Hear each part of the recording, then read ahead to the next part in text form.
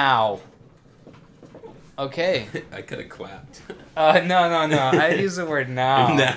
Now. So this is a kind of an experiment in hang gliding video watching. So what we're gonna do is we're just doing kind of like a commentary podcast over this flight of mine, and we're gonna talk about, comment on the flying that I'm doing and, the decisions. Why are you going over there? Why are you doing that? And then we might, kind of sidetrack and talk about other stuff. So this flight, who's talking right now? That's true. I actually did podcasts like when podcasts were first a thing. Uh-huh. We had some. I was kind of into it, and we were kind of doing some. Me and some friends did a few podcasts, so it's been a while. Anyways, this is Dave Aldrich.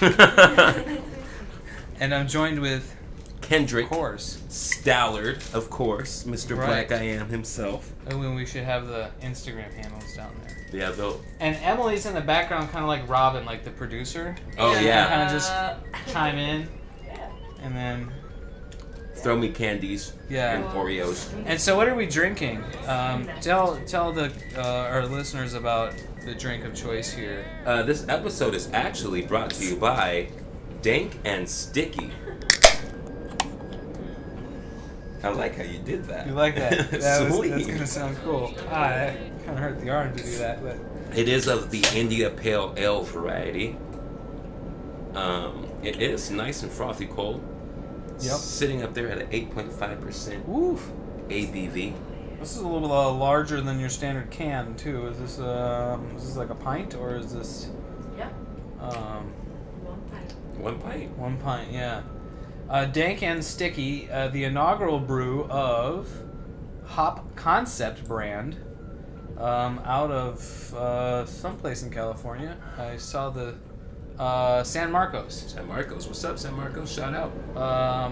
You know anyone that flies hang gliders in San Marcos? Where is San Marcos? Like San Diego. Yeah. No? Is it? Yeah.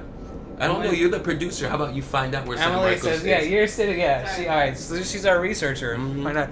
I think it's a suburb of San Diego, I think, and down there. So no, well, not really any flying right there. There's flying in Horseshoe Canyon, which is inland from there a bit, and Torrey Pines, of course. So I think I may actually know somebody from San Marcos, and that's the yeah. Anyways, Awesome. exciting. Good beer. It is a pale ale Yeah. indeed. So anyway, so this flight that you guys are watching here is this is my flight at this is Crest line in California, where the vast majority of my flying is, and we had a what we call a fishbowl cross country race task that day, put on by Gary Anderson. That was a pretty cool day, actually. It was a really cool day. So we're gonna just kind of watch, and you'll kind of just see, where I'm going, and when I stop for lift and when I don't stop for lift. Right now, I'm just hanging out in the start circle because I want to get high. The sport class, doesn't have start gates, so really all you have to focus on is just being high at the edge of the start circle, and just go when you're ready to go. So I'm kind of just hanging out waiting for Doug to launch. Right. And he ends up not launching and not flying. So then I just decided to go for it. So you're actually flying back over launch now, right? Yeah. So I'm just hanging out on this is the what we call the Crest Line Ridge, which is the short section that you can see off to my right there. This row of houses is where it's when the wind's blowing straight in. Well, sorry, the wind is always blowing straight in when it's flyable, but when it's blowing in strong enough, it it's quite ridge sortable there. And so I'm basically climbing in right here. Well, I'm circling, so this is kind of like combination ridge and thermal lift. Mm-hmm. And but yeah, it was really windy that day, so you can just kind of hang out at Crestline in the ridge lift, and stay up, and then until you're ready to go, and then you can kind of take one of these thermals up and then head on down east or west, down the range. So While you're hanging out here in the start circle, Do you remember your launch that day? Because I remember Doug not launching, and it was kind of... Oh, the conditions. Yeah. Yeah. Yeah. So my launch that day was fine. Well, I mean, we could rewind. That's what the video started with. Yeah. Did it? It did. It did. We were talking about beer. Beer had dank and sticky. That might also be why I missed it. Oh, right. San whatever is. No, yeah. So the San Marcos is San Diego. San Diego, right? Yeah. All right. Thank you, producer Emily. Thank you. All right. So so get a pico fresa. What are we asking about? Right now, the launch conditions. Yeah. So Crestline can be tricky launch conditions when it's windy in the middle of the day. Mm-hmm. Late in the day, if it's windy, it usually smooths out, and it's just kind of like So when it's windy and smooth, launching can be really easy. I mean, the easiest thing. And then actually, so whoops, sorry. Now I have to edit this part out. Or maybe not. Fuck it. I'm not editing anything out. Okay, sorry for I just now am realizing that we have to watch this on mute because the mics are going to pick up the audio from the... So the first few minutes of that we were watching is going to pick up the audio from the video, and I think that's going to not work for the post-processing part of this. So we have to watch it on mute. I see. So... but that'll also help for lining everything up too. Initially. Oh, syncing it, right? Yeah. Anyways, launch conditions at Crestline. Yeah. So when it's in the middle of the day like this in the summertime, it's hot. So the winds are strong, and we get thermals coming through. You can have very gusty, switchy conditions that can make it pretty tough to launch. Right. So when you do it a lot, it becomes less of a thing, and you're kind of just used to it. And for me, on this day, particularly, it was gusty and strong, but I just kind of have just one person helping on the wires, and I'm confident I can handle it myself. Right. But for somebody, I think Doug, at least at the time, didn't have a whole lot of foot launching experience. Mostly he's aero towing, so maybe more challenging conditions for somebody that doesn't do that a lot. So right. That's what we get there. So now you're up and you're off. Now up and off. Have you left the start gate? No, that's no, still in the circle. Difficult. I hung out for like a half hour, I think, in the starter circle, and because it's abundant ridge lift, it's like why go anywhere, so especially since you were kind of just hanging out to see what Doug was doing. Yeah, right. Now that we're sitting here without the sound, it feels kind of awkward. Yeah. Right? That's kind of weird. No, it's like, I think we need the sound. But maybe I can just turn it down and it won't be that big of a deal. Maybe. I think I'm going to try it with the sound.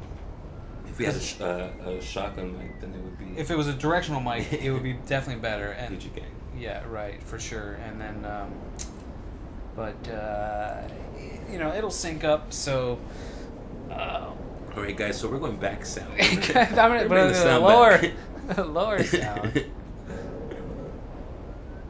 There we go. I kind of just like that sort of constant, sort of humming, from the wind on the mic. Absolutely. Of the, kind of, because that's kind of what it sounds like when you're flying. So it's kind of weird to watch flying with no sound.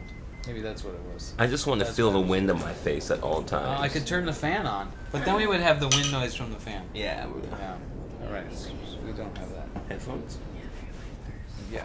So, Alright, I was waiting for Doug when he backed off the line. Oh, no, don't do that. Oh, crap. Okay. Oh, they know we're snacking. Yeah, we're snacking, and snacking and just watching flying footage, so, yeah. did we talk about the motivation for why we were doing this? I don't know if we did that on camera, but on mic. No, I don't know if we did at some point in time. What's the motivation behind doing this, Dirty?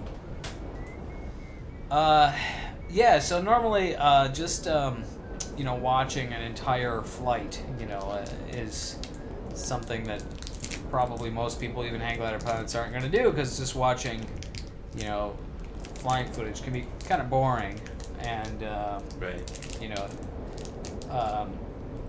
So this is a way to, maybe you watch some of it, maybe you'll find the commentary interesting, we talk about, strategy or why you're going over this or that or conditions, and kind of just sort of analyzing the day, by watching the footage. So that could be kind of interesting, but I've also had experiences where myself and Dan Tuckweiler would, I would go fly and, record, an hour flight video, and then we would come back and hang out and, just get some food, and we're hanging out, and I'm like, check out this cool footage from today, and then we just end up watching the whole thing, right. and talking about the flight or talking about, any other tangents that come along, interesting, flying related stuff. So, so it made me thought that it could be a good format for kind of like a video flight podcast kind of thing. So this is the first episode.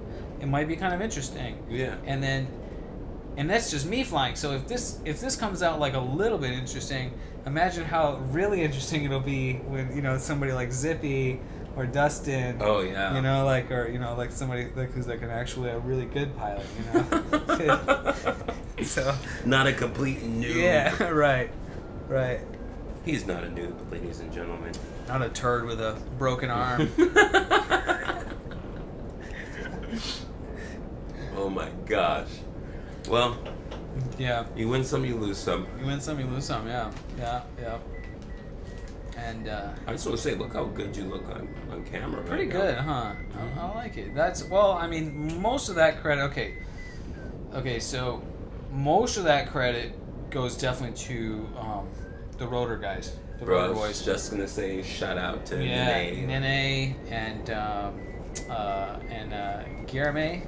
I hope I'm pronouncing that right. And Bruno.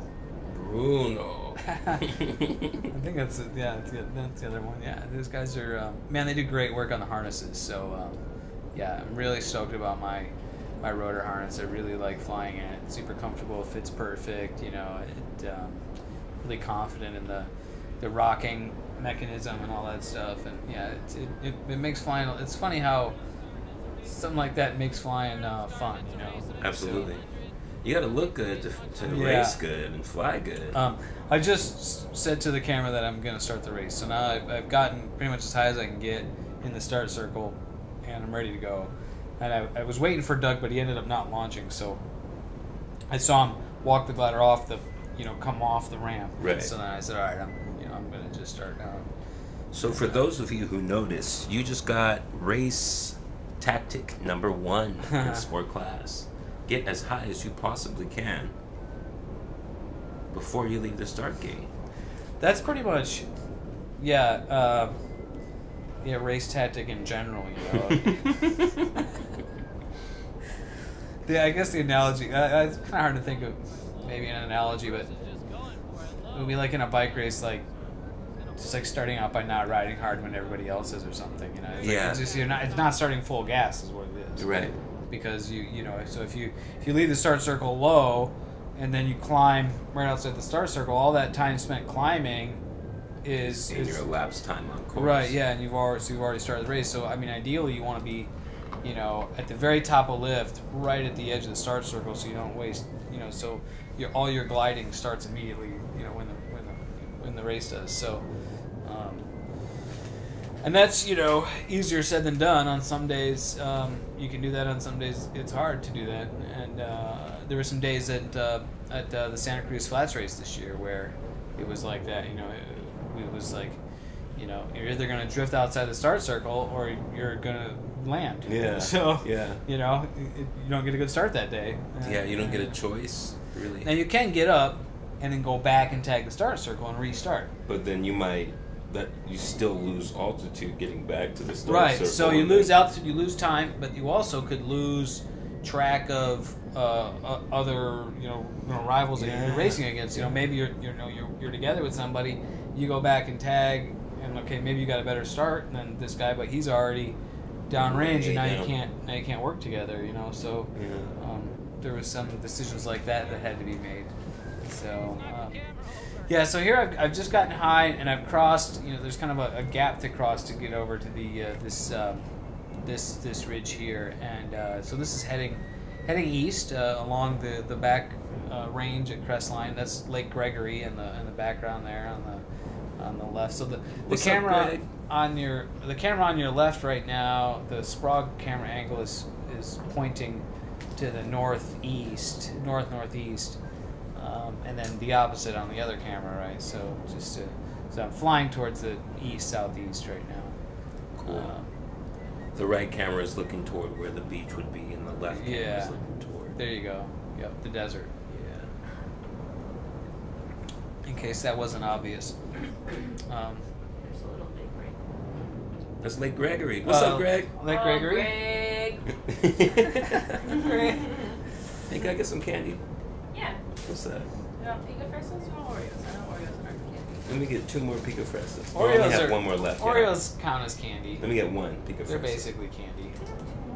Nah, it's not. It's not. All right, so there I tagged the first turn point, and that was at a spot we call Rock and Roll because it's a notorious thermal trigger that tends to be a very rock and roll type thermal generator. It tends to be it's the best way to describe it. You go over there and you're gonna get rock and roll. So. I want to say something that just came to mind, but I don't know if I should. But I'm just gonna say it. You sure should. This sounds like a nickname Jonathan Deitch would come up with. Rock and roll. Rock and roll. I'm pretty sure that name existed long before Jonathan Deitch started flying again in like 2008 or 9. 2008, cool. I think, is when he started flying again. Yo, shout out to Deitch, man. What up, player? Deitch. What up, Deitch? Yeah, if you're listening right now, Jonathan Deitch, you're a boss. Yeah, for sure. For watching this dribble. Mm-hmm. Listening to. You could watch it and not listen to it. You can always mute us if you don't want to listen to our commentary. You can listen to it and not watch it. That's what I would prefer. To listen to us ramble on about. It'd be great if you kind of had that option on YouTube right now, so you could just like mute. But you could also, you could just mute like one audio track, so you couldn't hear us. And you could still hear the camera sounds. I thought maybe we can make that happen. We definitely should work on closed captioning because that will. Oh yeah, give us some props. There. Yeah. I'm not typing all this shit out, so that's gonna have to like be an automated kind of thing. Dude, we should have a stenographer. A stenographer? Yeah, just start. What could have been doing? You could have been stenographizing. Nah, your job is way too important. You need to be serving up snacks. All right. Serving up snacks. Gotta be on point with the snacks. Every team needs a snack woman or a man. So this task is a zigzag, back and forth, and we call it fishbowl racing because it's kind of like, you're basically within glide to the LZ at all times. So you're just kind of going back and forth. So it's not the same as the typical cross country racing task that we get at the at the major meets, but it's still fun to do and it's a challenge. So it's always good to challenge yourself. So, so here you can see I'm getting tossed around a little bit here. It's a little bumpy, as it typically is at Crestline.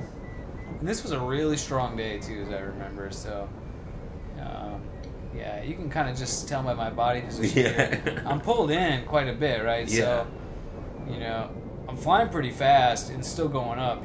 So, we can get some strong shit out there, and sometimes it's not so much fun. yeah, right. Yeah, But just now when you were thermally, it looked so dope.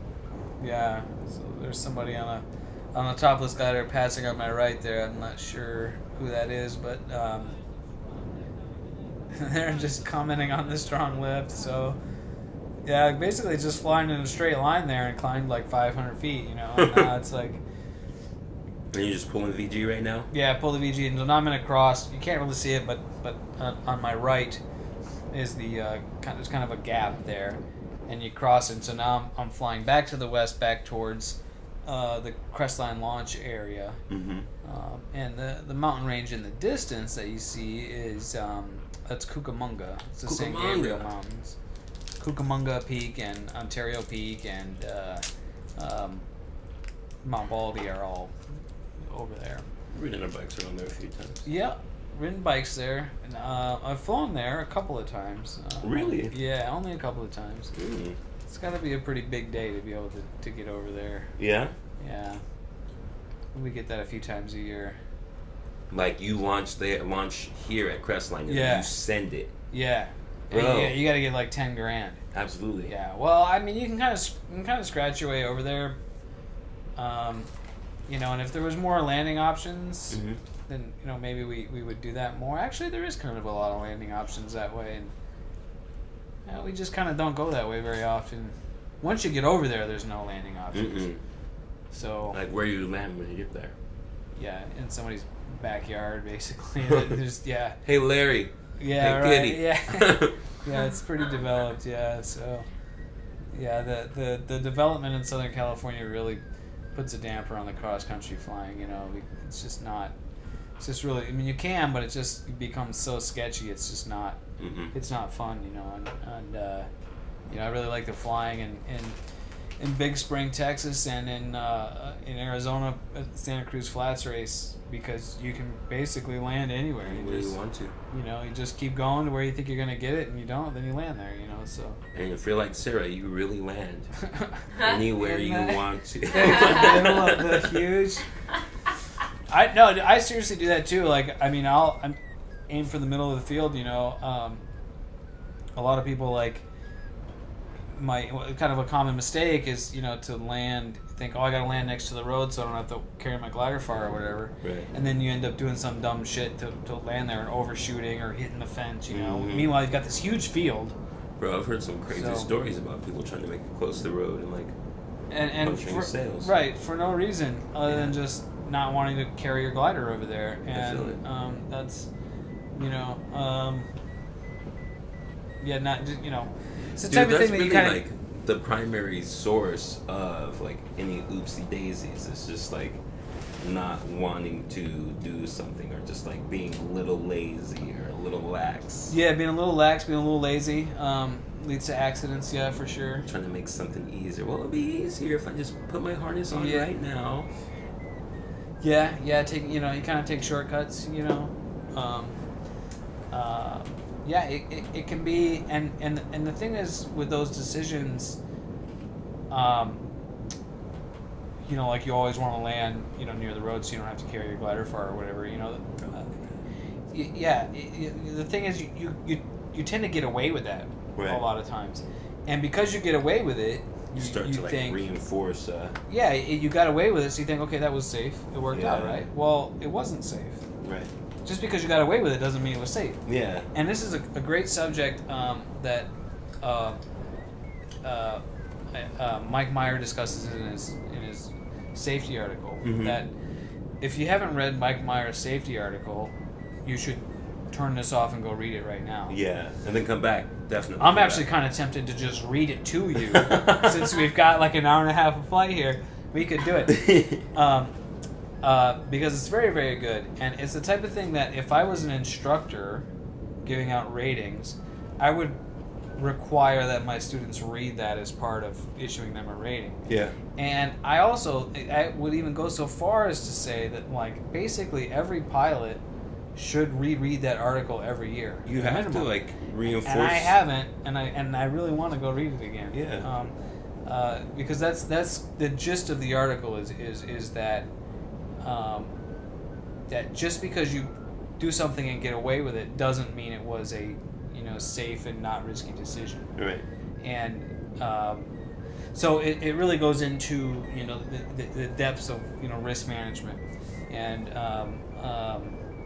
so I do it a rather injustice trying to describe this article right now. Right. So really, everybody should go read it. Even if you're not a pilot, you should read this article. Yeah.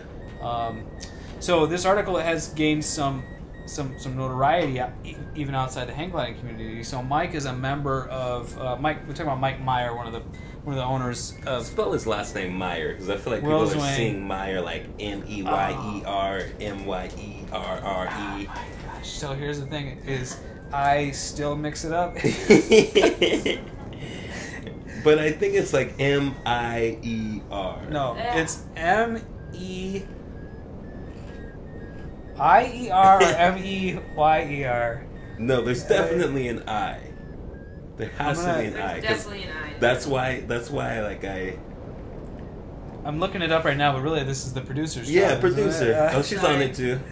If you go to willswing.com and then Yes, you I go to will. the contacts, his name is in there, and it's the type of thing that like I know it, but then I think I start to doubt myself. You know, like, oh wait a minute, is it? You just gotta I- puff your chest up and be and like, I- this is what it is. Shut up. And this came up recently that I had it written wrong somewhere. It's MEIER. MEIER. Yeah. Okay, so there. Yeah. Everybody knows. Anyways, Mike states, so Mike is a member of the Society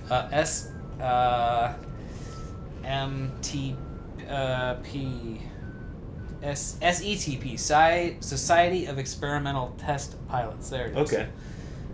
Which is a community of experimental test pilots. So there's Air Force, Mhm. NASA researchers, stuff like that.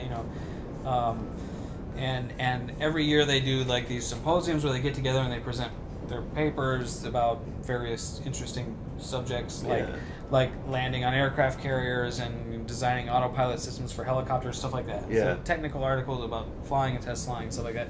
So Mike presents basically a presentation form of his safety article to the society, and they gave him like the biggest award, their top award. Yo. So the hang glider guy, so here's Mike, the hang glider guy, Yeah. basically in there telling this room full of NASA, Air Force, test pilots, about kind of lecturing them about safety, and them going like, oh yeah, you're right, Yeah. and so that's pretty cool.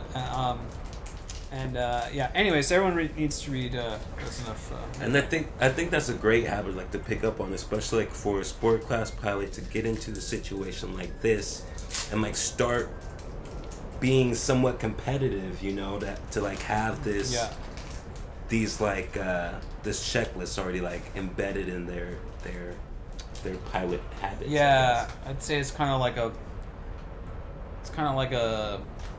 filter. You need to have this Mhm. in place at all times, and It's like a business's mission statement, right? Like you want to regularly Yeah. revisit that.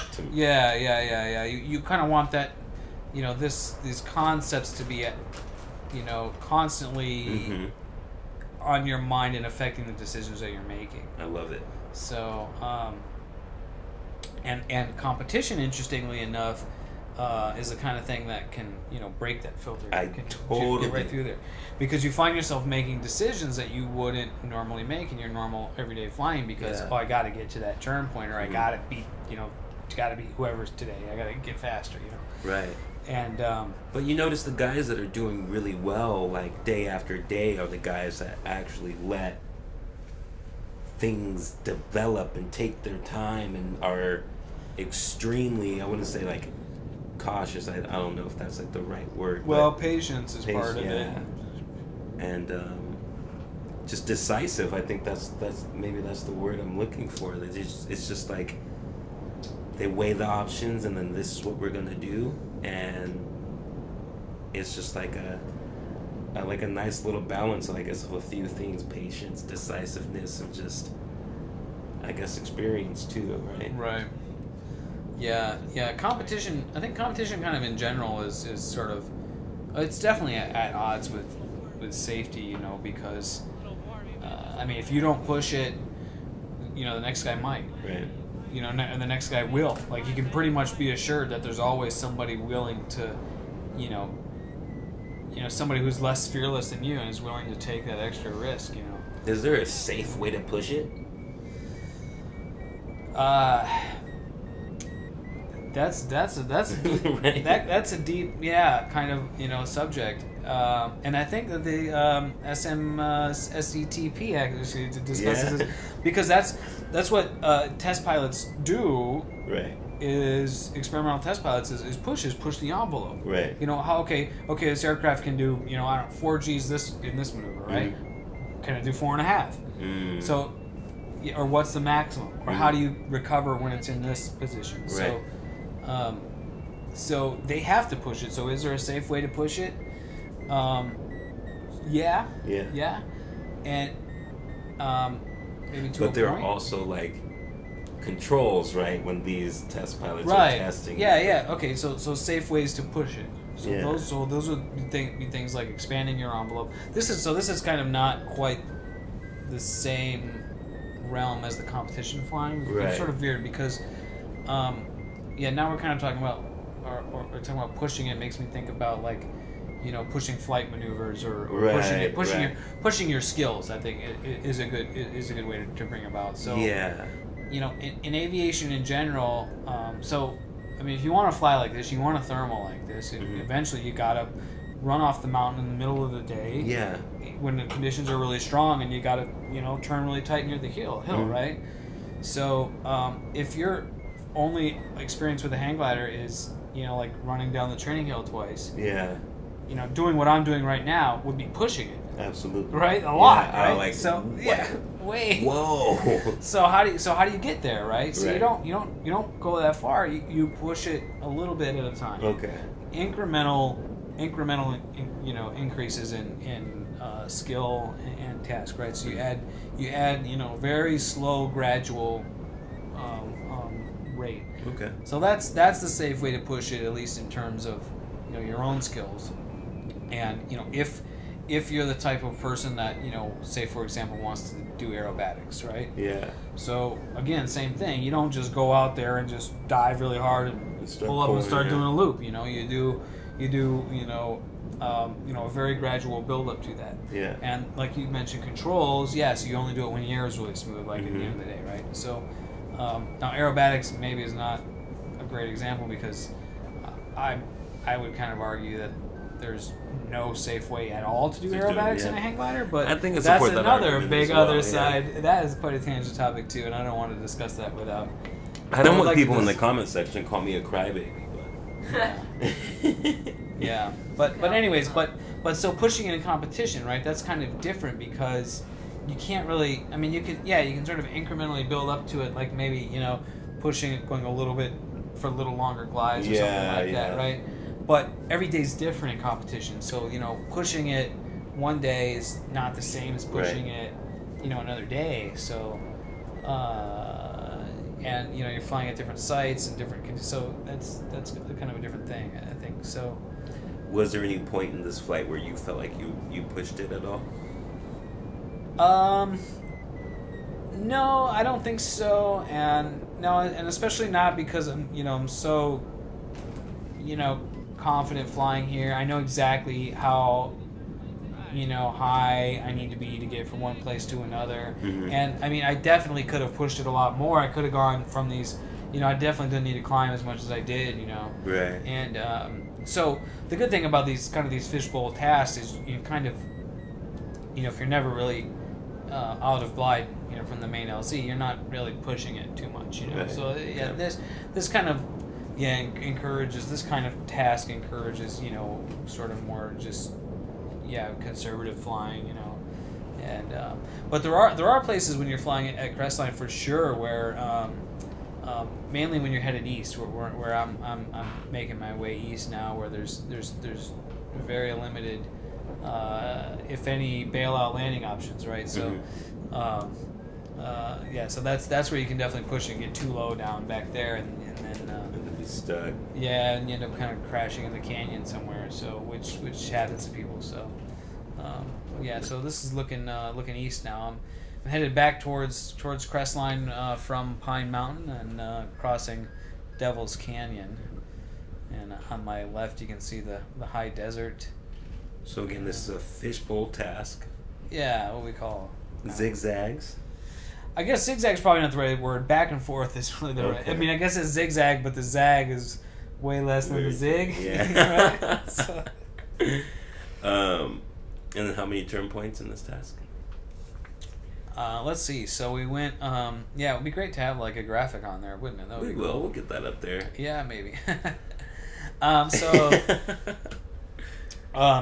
The start was at Crestline, and then the first turn point was at Rock and Roll to the east, and Okay. then it was Pine Mountain. So I just tagged the second turn point, and I'm headed back. So the next one is Strawberry Peak, which is farther. So now I got to go farther east than I was. Mm-hmm. And then I think we came back to Pine. I guess we'll just watch and find out. Yeah. So yeah. So now I'm back to the billboard here, and the Sport 3 really likes to glide at like. Like 30 miles an hour. You know, you can pull a VG on and pull a bar in a bit and, move along pretty good. You're definitely not going to be racing a topless glider on a Sport 3, but you can get places, So, Absolutely. I mean, look here, I'm already back over to Crestline, so. And climbing, so. Yeah, your Vario screaming. Yep. Make some of those chips over there. They sound delicious. What are we chipping on? They got some Doritos Salsa Verde. We should have got like 4 bags of these. Don't throw. We already had one drop and go. Oh, drop the beers. Which, speaking of the beers, I mean, now, have you had time to get through your beer? Is it empty? Or I'm like halfway through, and I'm a little buzzed. I'm not gonna lie. What are you? Yeah, We only have me too for sure. What's your review? What do you think of the dank and sticky IPA? Tastes really nice. It's not as bitter as many IPAs, especially like so many people develop an IPA and they're just like, I'm gonna make this thing as bitter as I possibly can because that's It's what an IPA. Yeah, that's what an IPA is, right? But this is nice, It's got some good flavor. It has, some bitterness to it, but it's not overwhelming. Yeah. And it's got some goddamn alcohol. Oh yeah, yeah. It's got that. I would say maybe it's a little bit more bitter than I would like, but mine's also kind of gotten warm. I've been yakking a little bit too much and not enough drinking. You just gotta sit it down. That's one thing I realized. Holding it. Mhm. Yeah. Yeah. I've got just a small. Mine's not warm anymore. Mine's not warm at all anymore. See? No? Buzz. What? So is yours cold now? Good. Mine's still cold. I'm sorry. Oh. That was a terrible. That's a complicated way of saying that. I'm confused. Emily. Go back in your booth. Let us know if the levels are good with us crunching chips. I hope Yeah. so, yeah. I think they're going to be pretty good. Yeah, so here I'm crossing that, this is the little, I don't know if you call that a canyon, little gap, I guess you would say, going from Crestline over to, this is the Highway 138 and Highway 18 interchange, and so there's usually a good thermal there. Oh, that's the interchange. I come up, right? Yeah, the You little, make that right loop-de-loop. Yeah, the loop-de-loop. Yep, that's how you get up the mountain. So I don't like to be over here pretty much any lower than ridge height. So you can see I'm going to arrive just above the ridge. Right. But that's a good height to be there because I'm confident that, I know that I can either get the thermal that's going to be there or I can make it back to Crestline if I turn around and head back. Mm-hmm. So some people will kind of push it and go lower in there. So And cross-country flying yep. hint number 2 or Yeah. or thing to keep in mind is always have your LZ in mind and have a plan A, B, and or C. Yeah. I'd say that's true. Yeah, you really want to keep you got to keep track of things when you're flying, and you got to keep track of. It's very engaging mentally in that way, right? Because it requires your focus. So you have to keep track of, where am I going to land if I don't get up here? What's my next plan going to be? You need to keep track of, where are other people who are climbing? Where are the birds? What are signs of lift? Wind direction, stuff like that. And when you're competition flying, you're keeping track of, where the turn points are, and navigating. So you're really are all that on top of actually flying and staying in the air and climbing in thermals. So you're really doing a lot up there, and the more you're able to kind of manage all those tasks while under stress, the stress of flying, the more successful you'll be. So here I just climbed in a wicked strong thermal. Notice how much higher I am. Remember, I got there at ridge height, and that was like one turn, and now I'm like 800 over. So is that Gregory? What's up, Greg? Back to Gregory. Yeah, Lake Gregory. Every time we pass Greg, we got to take a shot. Yeah. Cheers. Cheers to Greg.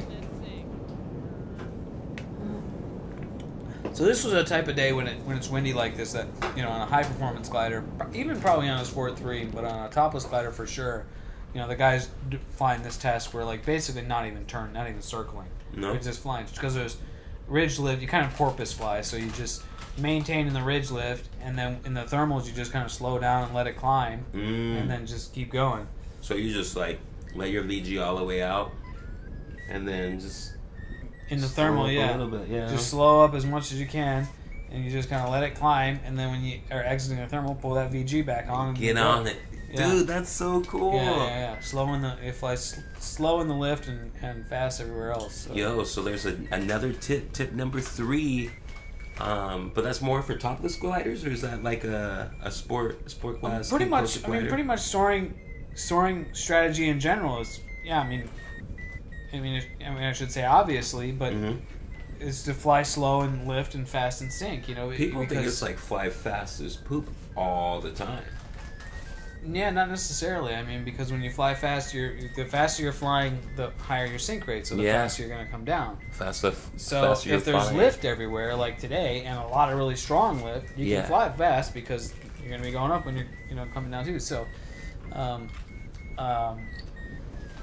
so I was really concerned. The fact that I'm even circling here, is really just a waste of time. There's so much lift. I really don't need to be. I could just be flying.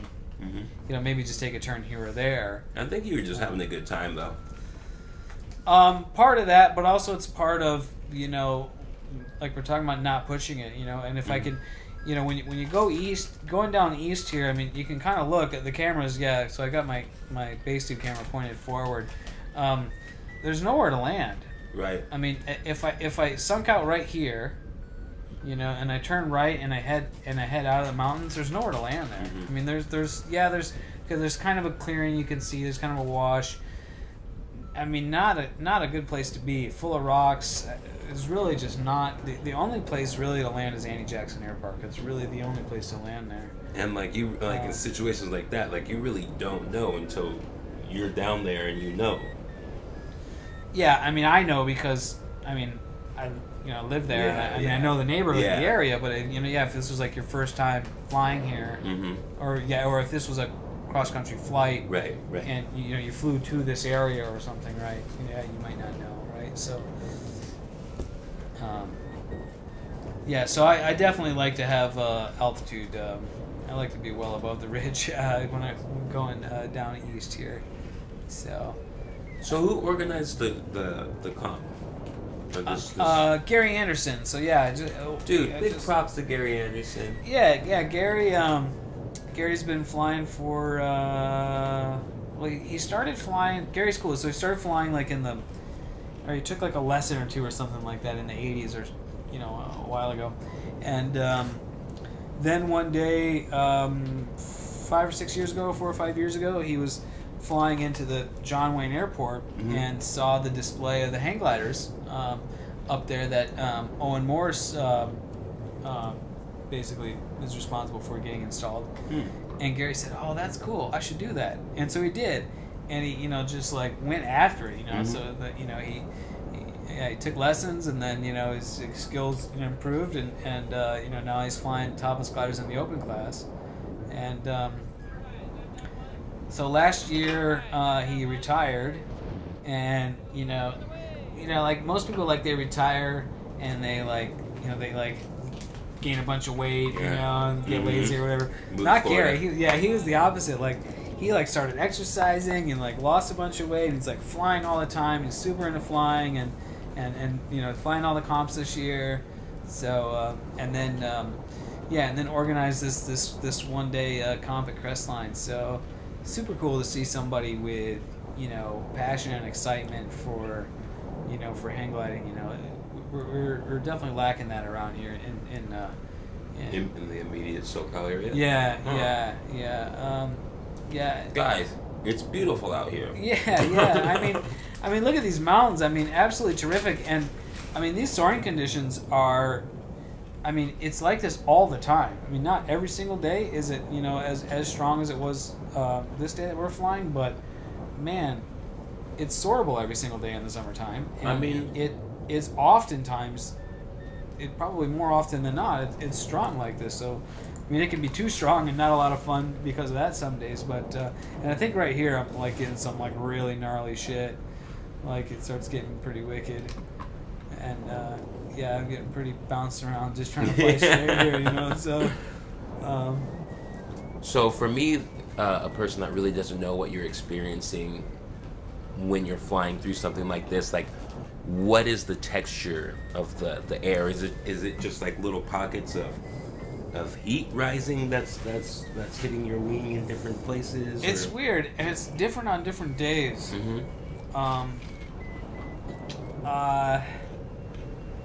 Yeah, I don't know if I can say really what it was like this day, but yeah, there's different types of texture, and I guess this is kind of the thing one thing that's so magical about flying such lightweight aircraft, hang gliders and paragliders is the air all of a sudden kind of has this texture to it, and I maybe you get this flying small powered airplanes too, but right. I don't fly those, and I've only flown in them a few times, but yeah, you really get a feel for. I mean, you can just see how much I'm getting moved around here for what the air is doing, and so yeah, some days the turbulence is, I would say a washing machine, maybe where it's the bumps are very large and maybe kind of slower, right? Right. Kind of was up and down, undulating kind of stuff. I totally. And some days like this is kind of more rough, maybe driving on a dirt road, kind of jarring route. Yep.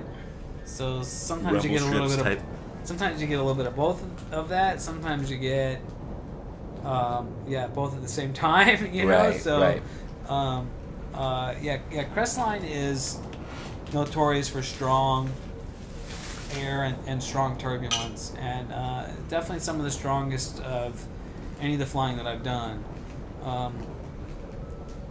mean, there you can see all of a sudden I'm just flying straight along, and then all of a sudden one wing gets dumped, and I'm in a turn.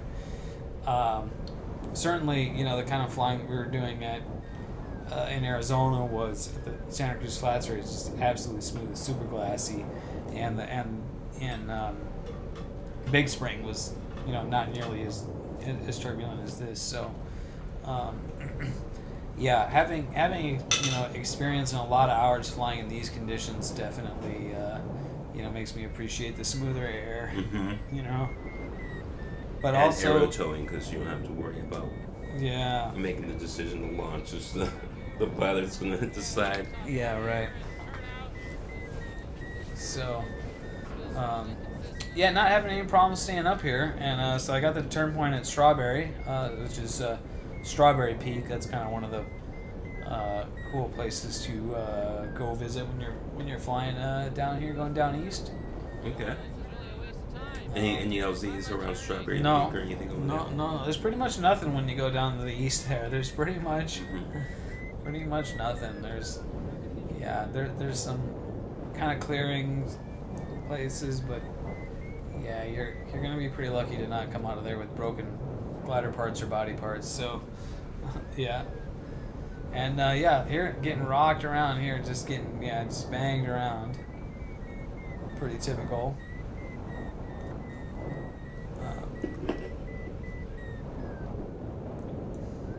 That's another reason I appreciate having a smaller glider, and having more wing loading definitely helps with these strong conditions. Right.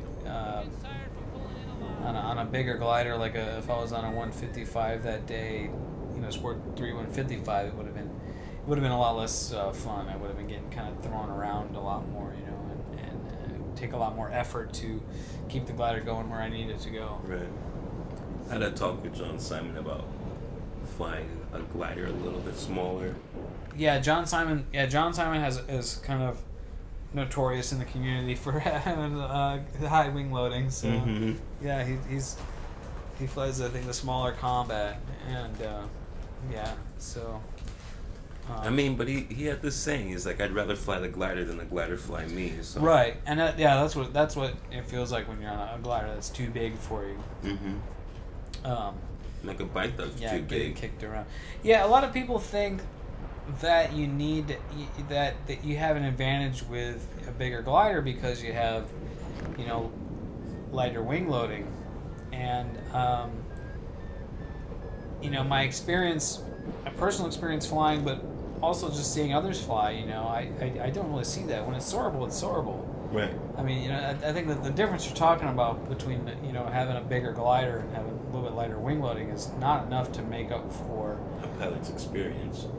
Well, that, but also like if it's light, right? Okay, so if it's a light, you say if it's a light day, I want to have a big wing, right? Well, it just don't.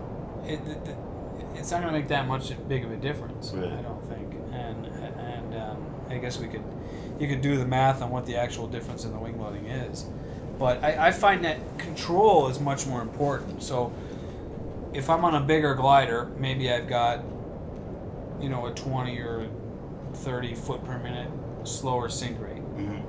Right, I'm not coming down as fast. So, right. But because it's bigger, I have more limited control authority. I can't really crank it into turns and stuff. Right. So for example, when we're test flying Falcons, our single surface gliders, we usually go to the 750, right? So it's only you only have 750 foot AGL before you're on the ground. So you think like for sure you want the biggest glider possible, right, to maximize your sink rate, right? Minimize your sink rate, I guess to say, right? So minimize your sink rate to maximize your climb rate, your ability to stay in the air. So what I find is that I do better on a smaller wing because I have more control authority and I can really turn tightly into the small punchy whip. Right. So for me, control authority is the most important thing on the glider. Being in control, much more important than anything else. Then that should be. For the longest time, we've been like the community has been obsessed with chasing performance and glide performance, but at the expense of handling. Right. Those two things are. Engineering is always always like two opposing forces. It's a balancing act. Right. And I think handling should always be first. And to me, I don't think you should make any change that compromises handling. That's so funny. That is like the engineering balancing act. Like, if it's going to be strong, it's going to be heavy. Exactly, right. If it's going to be light, yeah. It's going to be brittle. And that's kind of core of engineering design, product design, any kind of product design, aircraft design, rocket ship, car design. It's always about trade-offs. And right. So if you want it to be really, really strong, it's going to be really, really heavy. And but in an aircraft, they need to be light because they need to be able to fly. So you have to balance strength and weight. So a hang glider is not nearly as strong as like a fighter jet, for example, right? Right. But a hang glider doesn't fly; it's not subjected to the kind of loading. Right. So we can make it lighter. So Yeah. It's always a balancing act. So I definitely I think handling is king, and Well, there's lift here. I'm just you know, trying to pour. if you're into racing, and you know you've got this great racing glider, I got this great glide ratio, but if you can't turn in thermals, I'm gonna kill you on the Sport 3 because you're gonna go on one really nice long glide, and Right. I'm gonna just climb in these light thermals all day long. And be just You'll be on the ground, you know, in like 10 minutes. looking for lift. Yeah, right. And I'll be, I'll be staying up. So, yeah, if you can't competently control the glider, then you're already at a disadvantage. So Stuck here. that is key. I feel like that's another good tip. Control the glider. If you can't Yeah. competently control the glider. So that kind of goes into people wanting to move up too quickly to a topless glider, for example. You want to buy performance. People do this in the cycling industry by buying lighter bikes or aero wheels or whatever. But it doesn't matter how good the bike is if you don't got the legs, You're not gonna make it up that hill. right? So yeah, I'm gonna kill you on the Huffy because I've got the legs. I've got the. I mean, I the don't breathy. not right now, but No. yeah, but yeah, exactly. So I mean, if you've got a T2C but not the skills to handle it, you're not going to do really any better than on like a Sport 3 where you would have the skills to handle it. Right. So and all you're doing is compromising your safety because you don't have the skills to handle it. So I gotta say these Sport 3s are good looking gliders. I think they're pretty good looking. Yeah. I of course I'm gonna say that, but they're looking pretty good and flying pretty good and pretty awesome to fly them. So now I'm back over here at the this is what we call the billboard. This is kind of our most reliable thermal generator spot on the mountain, and pretty much know for sure it's gonna be working at the billboard. And so yeah, just climbing up here, and then I got to go across. I'm pretty sure I have to go across to Pine Mountain, and then all the way out to Little Mountain, which is a hill. Yeah. We were talking about hills and mountains In Arizona. Yeah, right. And then who was it? Felix. He was like, "No, that's definitely a hill."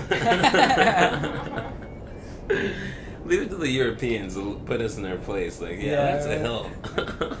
Yeah, there was for the record, there was definitely some mountains in Arizona for Yeah, sure. absolutely. But at the time where I was in the immediate area, There were no mountains. right, and the sport class didn't really end up doing tasks that went out to the mountains, but the open class did for sure. There was some big mountains, and they got some big altitude, like 10,000 feet over there. So there's definitely mountains in that area.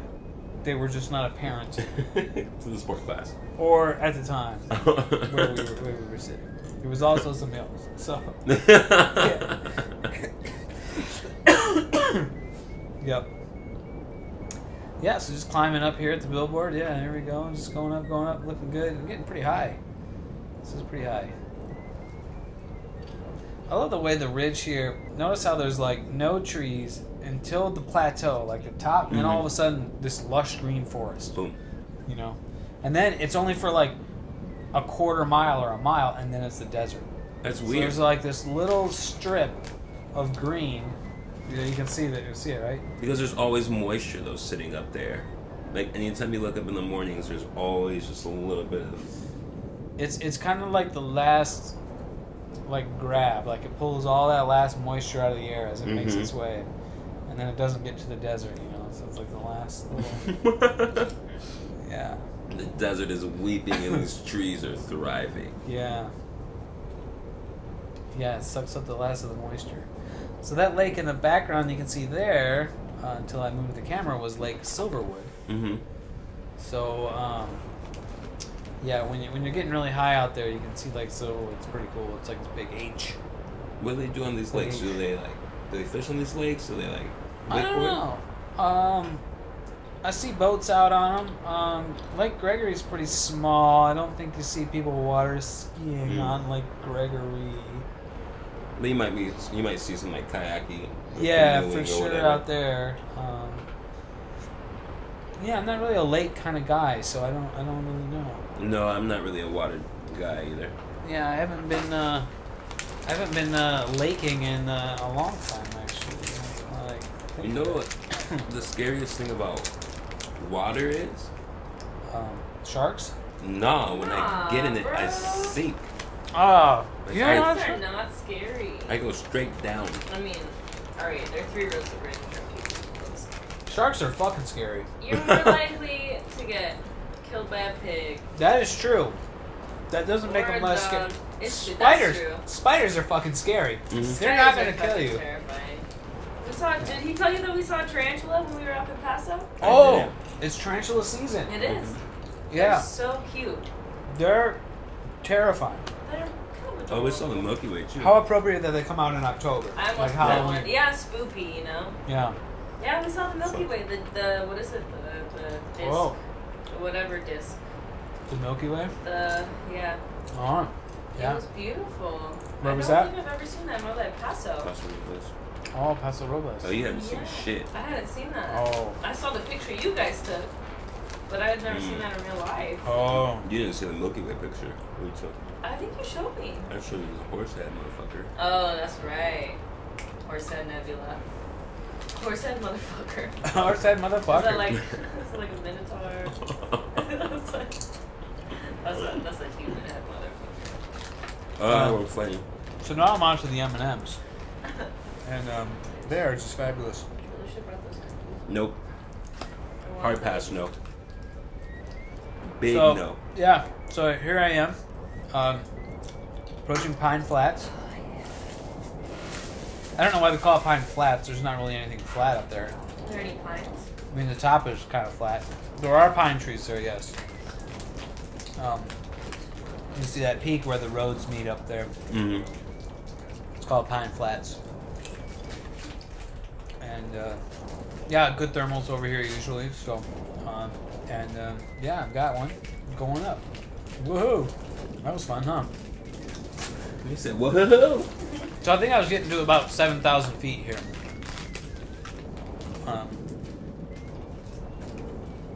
What was your highest altitude of the day? I think about 7,000 feet, which is here. Yeah? Yeah, I think so. That's pretty high. Pretty high. Yeah. Typically we're capped in around 5,500, 6,000. Wow. So this was kind of later in the year, and September we tend to get really good air. So I do want to tell you guys that Dougie's story did end on a high note. He flew later that evening, had a great flight. yes, yeah, So Fact. it's worth commenting on. there's always smiles when you come out and you fly Crestline or Yeah. Marshall with what is it, the Andy Jackson Soaring Society? Crestline Soaring Society. Crestline Soaring Society. Yep. That's even a cool name. Yeah. It is. Yep. So that's Lake Silverwood back there. Pretty fun to see that. Are you gonna put links to that stuff in the bottom of here? I should, but I'm probably not going to because it takes a lot of time. You guys know how to work. This Google. next turn point actually was not pine. It was sugar pine, which is down the range a little bit more. A little Yeah. bit sweeter, huh? Yeah. And this is an area that's kind of tricky for me. The thermals tend to be inconsistent or harder to find. The triggers are kind of not there. And so I tend to have more difficulty going this direction to the west here. Unless it's a day where I'm getting really, really high. So I had a little bit of difficulty coming up here. Getting to where I need to go. But here, you can see there's landing options out there. Not great ones, but they're there. No, yeah. You can put it down out there if you had to. So you can see the 15 freeway headed south there, off to my left. And then at the interchanges, the 215 and the 15. Yeah, Cajon passes. You should just fly to Vegas. You can. It's been done. Really? Yeah, basically. All right. It's a pretty good day, but yeah. Left Crestline. Yep. Yep, Crestline to Vegas, basically. All right, I'm in. Yeah. If you Summer fly, day? that would be dope to fly most of the way or all the way to Vegas and then like get picked up by a driver and just continue to Vegas. Mm-hmm. Like, what? Guess we're in Vegas tonight, Going to baby. Vegas, baby. Anytime we say baby, it's brought to you by Malcolm Jones. Yeah, baby. Anything you want, baby. The fabulous Wallaby Ranch. Oh, wonderful. Hospitable. Always inviting. What are they doing down there without you guys? They're probably like sitting around all like. I know what Chris is doing. Chris is sending me a message a day asking me when I'm coming home. Really? Literally? That's not surprising. My boy Chris Lindbergh, what's up? I'm not saying what's up. That's his Instagram handle. Is it really? Are you Yeah. kidding? Yeah. No, really? Yeah. He literally just followed me too. That's kind of awesome, but also That's so really, that's really awesome. Is what that is. Yeah, he's a good kid. And he better watch this entire thing. Bro, I mean, Yeah. if we wait till the middle of it just to give him a shout out, he better watch the whole thing. Yeah. He also, Chris, if you're listening in, which you better be, you better also be subscribed to my channel. Hard subscribe. Yeah, hard subscribe. Yeah, come on. Can we Yeah. also just extend this invitation to whoever? Pretty much everybody. Yeah. If you're not subscribed, go ahead and subscribe already. Yeah. Watch my videos. Please. Please. Watch my videos. Yeah. Again, this presentation. This presentation. Prison tension. This presentation is brought to you by Dank and Sticky. Who was that again? I'm feeling pretty good off of that dang and sticky. I gotta It's got to be say. pretty dank. And a little Hopefully bit not sticky. Hopefully not sticky. We call that couch lock. Yeah. Couch lock. Pulling a little VG on there, getting up, getting high, and then headed Down to there. heading on down there. Yeah. I love that view too. Yeah, it's pretty lovely, isn't it? Mm-hmm. Yeah. It's cool in the springtime when there's, when the mountains over there are snow-capped in the background. Mm. On the right camera on the right, my base 2 camera is facing west, and those peaks in the background are the San Gabriel Mountains that we were talking about earlier, Ontario Peak and Mount Baldy, and they'll be snow capped in the wintertime if it rains / snows, which there wasn't a lot of this year, but yeah, they look cool when they're snow capped. It's supposed to be El Nino. El Nino? It's supposed Google. to be a shit ton. It's supposed to be. Google El Nino. Wow. I want to know what's up. So Do you know apparently what it's that means? No, I want to know when. Like what? when? Like I want to educate some of our viewers and Okay. listeners and just Let's let them see know. when it Like, should kick in. here's what you can expect. so if you apparently live it's in a California. El Nino year, which is as the great Chris Farley let us know, El Nino is Spanish for the Nino. Oh, Wow. Yeah, you don't know that? Thank you, Yeah. Chris Farley. Really? but thank you, Chris Farley. Oh man, how cool it would be if I could like interrupt the video with that skit right now. 'Cause Boom. Chris Farley played the weather guy Mhm. on Saturday Night Live weekend update He also put the guy that was like living in a van down by the river. down by the In river. a van, Which down by the river. I always laughed about that like as a kid or whatever, and now like I know a lot of people that actually do live in In a vans, van. I'm also basically. super Although I don't happy think they're to do living that. by a river, but they're definitely living. A lot of people I know living in vans and They're probably like ponds or Yeah. lakes. yeah. It doesn't say when it's supposed to start. But obviously, El Nino. I think it's It's just like the fall. water is warm in the ocean or something, and that Mhm. means if the moisture There's- follows it. more rain or something. Yeah, so Peru will get drought and we'll get floods. Oh, okay. Peru will get droughts and we'll get floods apparently. And La Nina is the opposite. Well, send it up, Peru. We need it. Yeah, fuck yeah. Especially California. Maybe they need it. I don't care. We need more than them. We can share. I mean. It's America. We just Yeah. take what we need. Yeah. So, I think I got the turn point here. That was quite a tangent. Started with snow Excuse me. caps, so I want to remind everyone. Yeah. Well, you gotta get higher, bro. Gotta get high, yeah. Yep. That has to be a really cool feeling, though. Just like seeing gliders like fly like around you, like kind of like the feeling of like riding in a large group of cyclists. You know, like there's just so much energy, and everyone's kind of keen on the same objective. Yeah, definitely.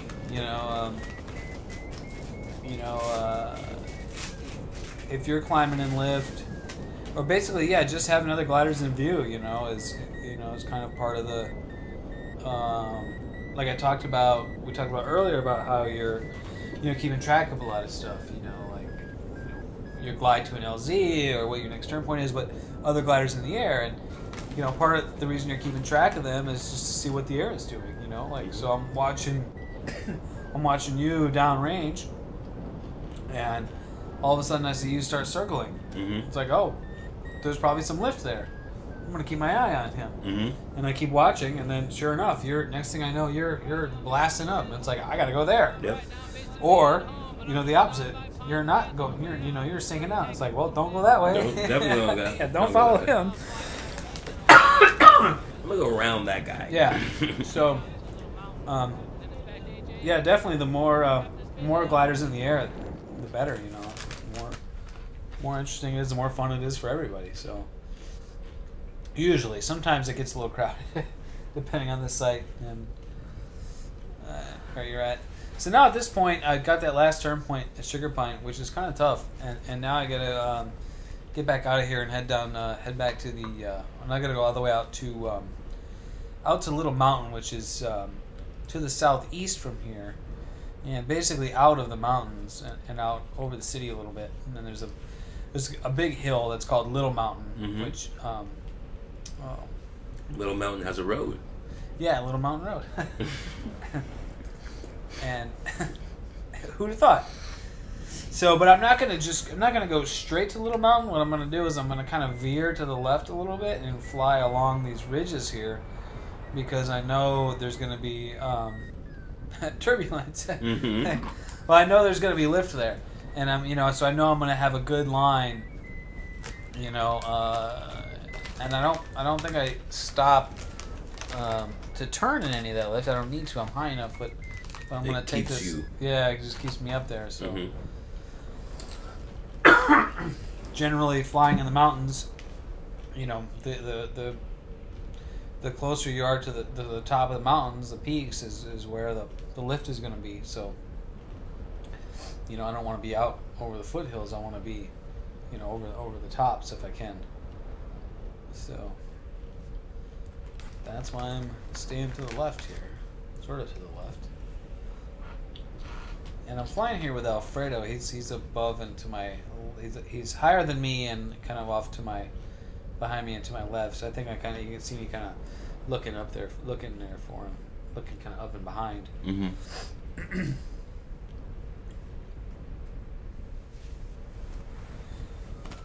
Yeah, I love the sounds. What's The that? sounds are just so like, I don't know, hypnotizing. Yeah. The Vario and the wind. Uh-huh. Yeah, it's funny how watching this stuff makes me really want to go fly. Yeah. I guess that's not funny. That's what it should be. Mm-hmm. Especially like, I feel like I learned something new watching this, so Yeah. if this is beneficial for anyone, like, What did you learn so far? number one, Ain't number one lessons. I learned that gusts and cycles and like that is just like something pretty much that's just common. Like you just have to grow and build your skill set to be able to handle gusts and launching in certain conditions. Kind of anticipating that they're happening or something as part of it. Yeah. Because I remember just even from standing out there, my energy was just like, whoa, like, so if it's like this, then no one flies. But rather, it's just like when it's like this, if you don't have the skill set, you don't fly. Or you shouldn't fly. Right. Yeah, there's definitely some people who, or a lot of pilots who, may fly in conditions that they don't really have the skill set for. And that could be, like you were talking about earlier, one of those... Wind and push it. Yeah, and pushing it for the sake of competition. You know, I normally don't fly in gusty conditions like you might say, right? Mm-hmm. I normally don't fly in gusty conditions like this, but it's a competition. I have to. I got it. Yeah. And right, so you can be like an extremely competent pilot, but that could just be one of your things that you just don't do, right? So maybe that's your thing. You just make the decision like, oh, well, then I don't fly. Right. Yeah, and that's kind of one of the biggest things for me is conditions. You know, when conditions are good, hang gliding is the best thing ever. When conditions are bad, it's kind of the worst thing ever, and that's really not a fun experience. You know, when you're if you're up there and you're not having fun, it's extra not fun because those are the days where it's hard to get down. Mm-hmm. You know, when you want to stay up, you can't. But when you really want to get down, you can't. So so that's definitely one of the biggest things for me is staying out of conditions that I know I'm not going to enjoy. Mm-hmm. And sometimes you don't know if it's going to be like that until you launch. Right. So, but there are definitely some days where it's just like, no, I'm not feeling it today. This isn't, it's too gusty or the direction's weird or, I know I'm not going to like it.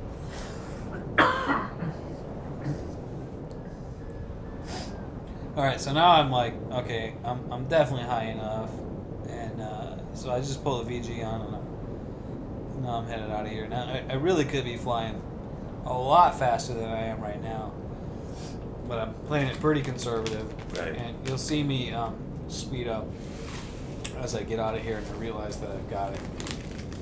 Yeah. So Little Mountain, you can see it if you know what you're looking for. Mm-hmm. It'll become more apparent as I get closer.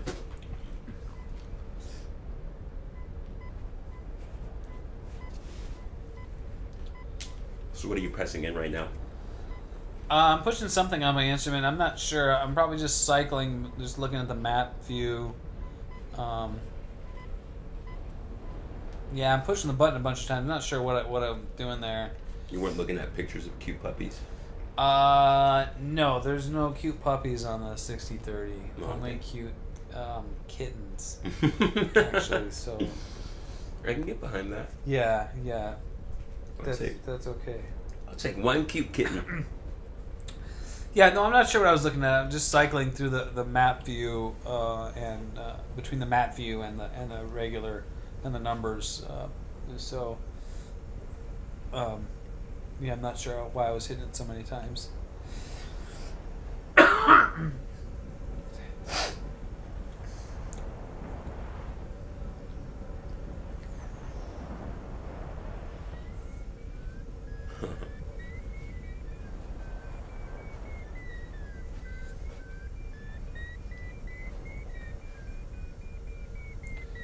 So you can, I don't know if you hear that or the Vario just going off there, and it's like no reason to turn in that thermal, just fly right through it.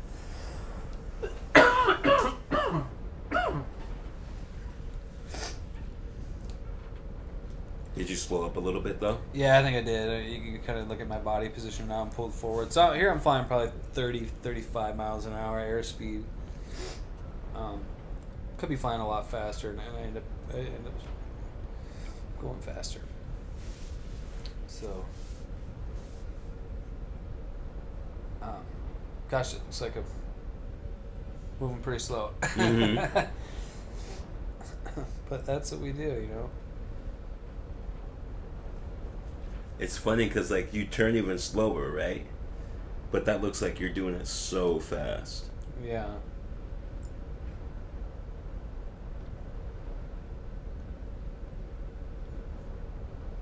Here there's like finally some smooth air at least, you know. Yeah. So, Little Mountain is where? Yeah, basically in the right camera, it's just left of center. Mhm. Well, there's some hills way in the distance, out in the kind of the mist. It's not those. No. They're sort of brown-looking hills. Yeah, they'll become more and more prominent as I get closer. But you can see brown area, and then you can see some development where the college and the city is. Yeah. And then there's some brown hills just beyond that, and that's Little Mountain. So I'm fussing around with the camera and the instrument here, and you know, in like a real race, I mean, if you're really going for it, you know, you don't really want to be messing with this stuff. You want to be focusing. And But now it's like smack dab in the middle, almost. yeah.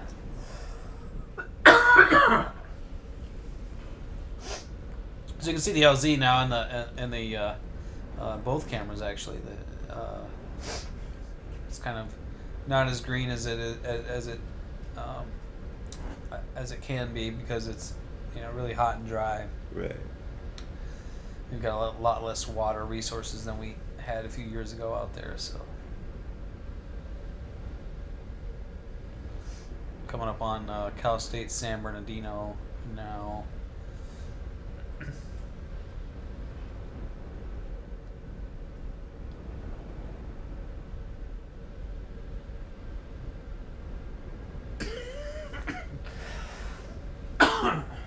God, Get it out. excuse that coughing.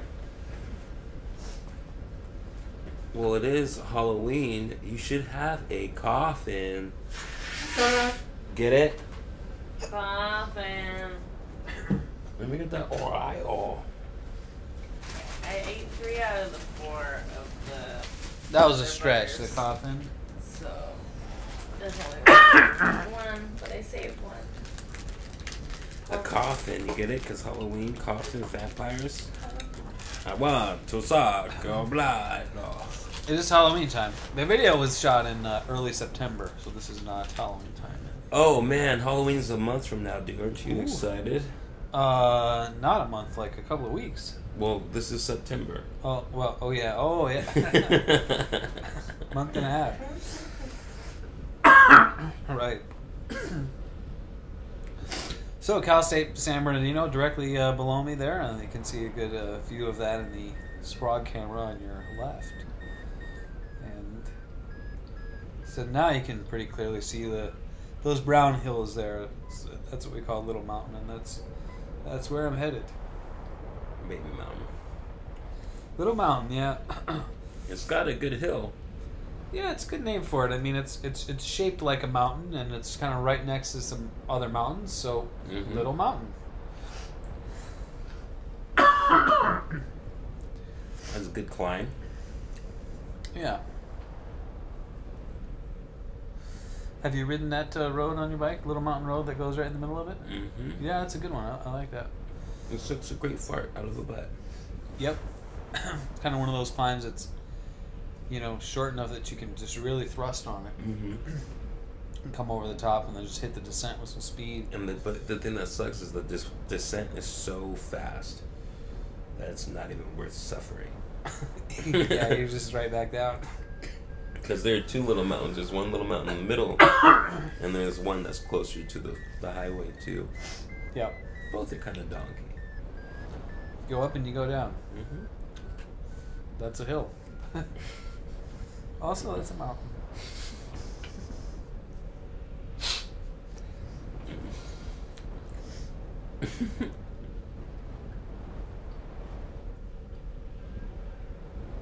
So this is the last turn point? It is, yep. And then goal is just back at the LZ. So just gotta get this one and then just turn around and then beeline it back. So just lip. Is there a lip spinning off a little mountain over here? I've never climbed out there.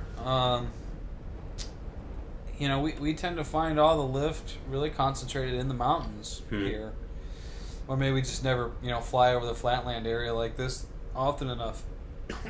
But, yeah. So I've never found lift out there, and I've never really hung out to, Wait and see.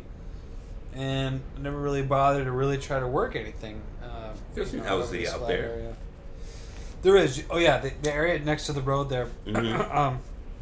It's the Little Mountain Road that goes right through the middle of Little Mountain, if that wasn't obvious. Yeah, you could totally land there. That would be... And it would be uphill. That would be actually a great place to land. So Maybe one day you should scratch around, and if you land out, I'll pick you up. yeah, that would be cool. Yeah, go over there and just try to get up there if you can, and if not, just land there. So Get me on the radio, and you can be like, all right, Black, think I'm gonna go ahead and fly to the beach. Goodbye. Black, I need a white up. So now I take the turn point and I'm gonna fly back. Like really, I could just full stuff the bar to get back here, and I think I probably don't quite fly as fast as I could. I mean, there was some lift right there. You could hear on the. So I don't know if I could have worked it or not, but there's definitely lift out there. Do you have tons of altitude? Yeah. Plenty, and I could definitely be flying way faster. Basically, can't fly fast enough. Because you're flying right along the main road that's just going to take you right up into... Yep. Yeah. So now here I'm basically just, fully stuffing it.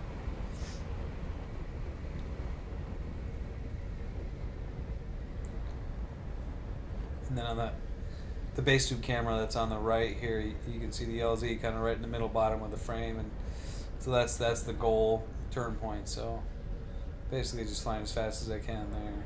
Yeah.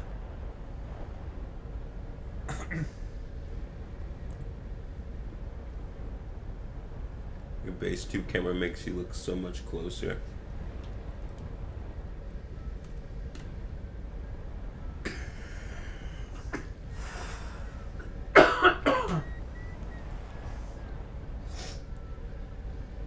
Let me get at one of those Oreos.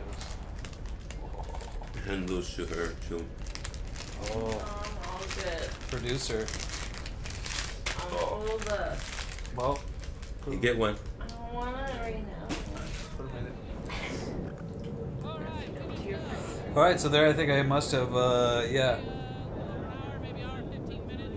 I'm at an hour and 27 flight time. I was in the air for 15 minutes or so before the start. Pretty fun. Pretty good task. But was it a good task? I think so. Challenging enough. Good racing conditions. But doable.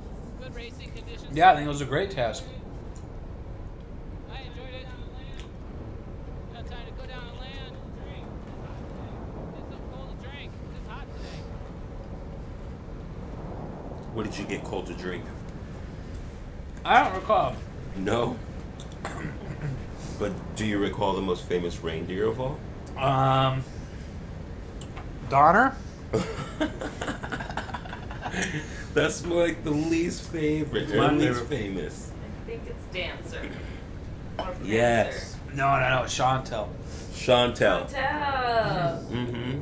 I forget about that little black deer all the time. I think Chantel, was one of the names of the backup reindeer in the episode of South Park where the kids try to bring Christmas to Iraq, Oh, yes. and Santa's sleigh gets shot down, and all the primary reindeer, Rudolph and Donner and Dixon and Blitzen or whatever the fuck, they all get murdered brutally. And Vixen. Yeah, and so they have to get the backup reindeer to go and one of the backup reindeers' name was Chantel. I like that. I think that was. You're gonna have to go back and watch that episode. Chantel. The underpants gnomes were the elves, Santa's elves. They're underpants gnomes for 11 months out of the year, and then they're elves for December. Underpants gnomes? Yeah, underpants gnomes. What is this? We want underpants. Underpants. I don't know. If Step one is collect underpants. Okay. Step 2. Step 3 is profit. That's underpants. Alright, makes sense. Phone. Yeah. It's cool because you can keep looking from one camera to the other camera and just keep watching your approach. So once it leaves the frame of view one, it goes to the other. Yeah. So I usually like to set up upwind of the LZ and then get about the right altitude to start the base or to start the downwind leg. So now, and you'll notice where I'm looking too when I'm on downwind. I'm looking at the cone. I'm looking at where I'm going to land. Yeah. And then looking at the terrain and looking back. But I'm kind of always referencing, the Now you're at the ideal spot. Bunny Hill right now. Yeah. Bunny. Bunny, bunny, bunny, bunny. Look at that leg. Look at that leg. Look at those legs. Oh, smooth transitions. No stepper. Boom. Stick it down there, not too far from the cone there, and no stepper. yeah. So that's it. That was my flight. I just want to say that that was a dope landing. And we watched the whole thing. We sat here and watched the whole thing. That was like probably talked one of about the dopest landings I've seen. You think that one was? Yeah, not ever in my lifetime, but definitely top 3. And maybe one day. It was a little bit more dope than my previous landing. Oh, which is a little bit more dope. I'm not gonna be. Yeah. I'm All right. not gonna yank your chain. Well, I think we'll sign it off because it's getting kind of late and this has gone on long enough. But I think that was pretty cool. I think that has potential for, like we talked about with like a real pilot, like somebody like Zippy. Yeah. Really talk about, especially a race task. Like, what are you doing here, Zip? Like, how come you're not climbing that thermal? Like, yeah. Walk me through your strategy at this point. And we have his cameras from, the Santa Cruz Flats race, so we might just be able to. Might be able to do something like that. Yeah. Yeah. Pick a brain. All right. Well. We're your hosts, Dave Aldrich. And Kendrick Stallard. Yep, and so follow us on Instagram. I'm Black _ I should probably spell it out. BLAQ _ I_am. And I'm designed by Dave _ Aldrich. And so follow us for sure. That's Emily, the producer. Don't worry about her. Giggling in the background. Yeah, so subscribe and all that stuff, and we'll catch you guys later. Yeah. Ciao.